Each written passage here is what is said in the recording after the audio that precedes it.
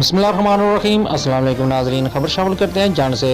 यौम आज़ादी के मौका पर तकरीब परचम कुशाई झंड में आज 14 अगस्त 2021 को पाकिस्तान के यौम आज़ादी के मौका पर परचम कुशाई की तकरीब का इनेकाद किया गया, जिसमें जनाब assistant commissioner general Ejaz Abdul Karim, MPA Malak Jamshed Altaf, tehsil organiser Malak Asam Awan Khan, Wazir Khan पीर शहादत अली शाह साहब और इलाका की सियासी व समाजी व मजहबी शख्सियात, वकला, असातिज़ा इकराम और बच्चों ने भी शिरकत की। यौम आज़ादी के मौका पर मुल्क की सालमियत और खुशहाली के लिए दुआ की गई।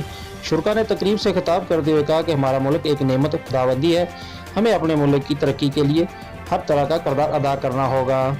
रिपोर्ट कर रहे हैं फ़खर काजी जंड अटक से।